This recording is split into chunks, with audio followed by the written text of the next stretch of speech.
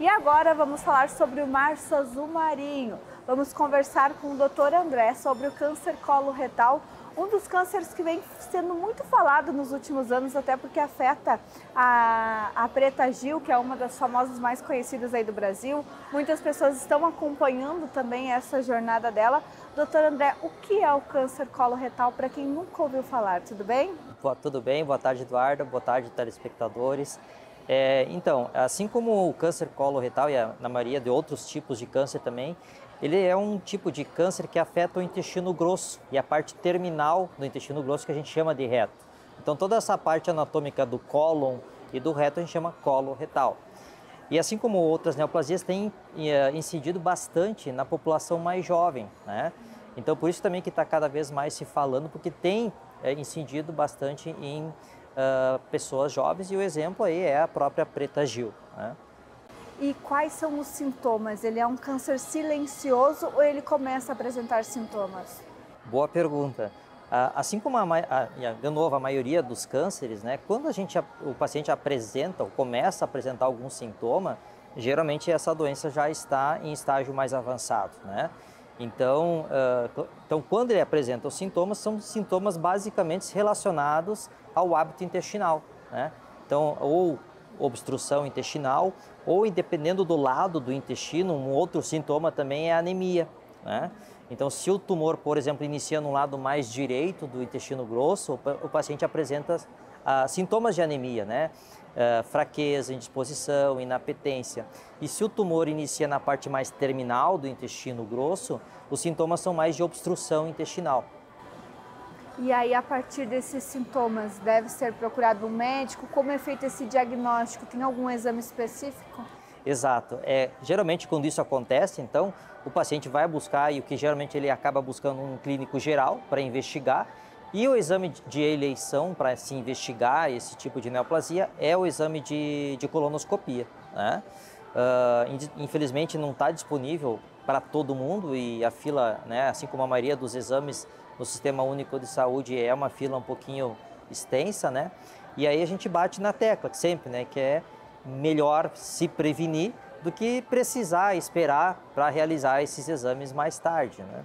E a partir do exame, feito um diagnóstico, como é feito esse tratamento? É através de químio? Precisa ir logo para a cirurgia? Depende muito do estadiamento, né? Às vezes vai dependendo muito do que o médico for encontrar nesse exame. Então, se é um tumor pequenininho, só a ressecção daquele pólipo. Se for um tumor maior, faz uma cirurgia maior. Se o tumor ainda for maior, com comprometimento de ínguas, aí provavelmente vai ter que seguir com quimioterapia. E a radioterapia vai depender também do tamanho do tumor e principalmente da localização do tumor, né? A gente acaba levando em consideração a radioterapia quando o tumor está na parte mais terminal do cólon, que a gente chama de reto. Quando o tumor está na parte mais distal, né, no cólon direito, cólon ascendente e transversal, não se faz radioterapia. Então vai depender de muitos fatores, o tipo de tratamento, né, e a sequência desse tratamento. E ele afeta toda essa questão de ir ao banheiro, de urinar também, porque a gente vê ali no caso da Preta Gil que ela acaba usando a bolsa. Uhum. Ela fala muito, ela mostra muito essa rotina. São em todos os casos? É pós-cirurgia ou em alguns casos? Também depende de cada caso, né? Então, se o tumor é muito extenso e na parte terminal do intestino, a chance de o paciente necessitar de uma bolsinha é muito grande, né? A parte urinária, ela é pouco afetada, a não ser que o tumor seja muito grande na parte terminal também, que fica próximo ali da bexiga, né? Mas então são em tumores extremamente maiores ou teve alguma complicação cirúrgica, né? Aí sim pode levar em consideração a necessidade de usar essa bolsinha. E como prevenir? A gente falou aí também de março amarelo, de março lilás, que são doenças que tem como prevenir. O câncer de colo retal tem como prevenir? Assim como, de novo, a maioria dos cânceres também tem como prevenir, né? E como que se faz a prevenção do câncer coloretal? Na maioria das vezes, como a maioria das medidas que a gente faz para as outras neoplasias também, para os outros tipos de câncer, né?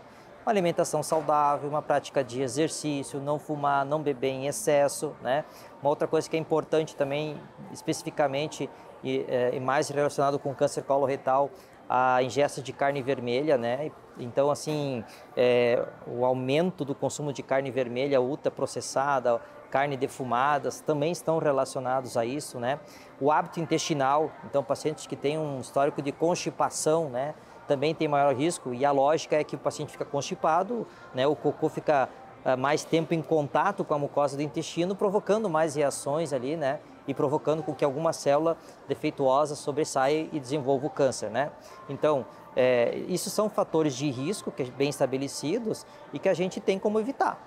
Né? Claro que tem alterações genéticas hereditárias que a gente herda dos nossos antepassados, que a gente não consegue ainda prevenir, né? Mas tem como a gente fazer um rastreio para diagnosticar precocemente e aí sim tratar precocemente e se curar uma boa, né? E aí que entra de novo, né, essas datas, né, essas campanhas, essas orientações, para a gente lembrar que existe isso também no colo.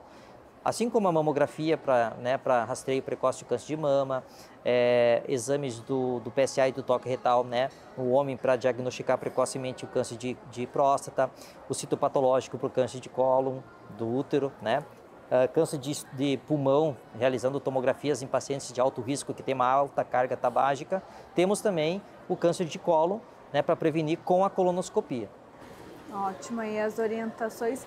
Muito obrigada, doutor André, por nos dar mais orientações sobre esse câncer que não é tão falado, mas que agora a gente tem aí esse Março Azul Marinho. Isso aí, muito obrigado pela possibilidade de fazer aquilo que é uma das nossas funções, né? Não só tratar, mas também alertar, prevenir, e no meio desse mar de informações, né, de fake news ou às vezes orientações, noticiários que às vezes os pacientes talvez interpretam de uma maneira diferente, nós também como médicos e profissionais de saúde estamos imersos nesse mar de informação aí para justamente trazer o que é verdade, o que é importante, né, para prevenir e diagnosticar precocemente as doenças, trazendo melhor qualidade de vida para todos. Isso mesmo, obrigada mais uma vez, doutor André. E a gente agora termina o nosso Ver Mais desta segunda-feira, se despedindo também aqui do nosso estúdio do shopping. E amanhã a gente volta direto lá do nosso estúdio do Ver Mais, novinho em folha, com muitas novidades para você. Até amanhã a partir da 1h20 da tarde.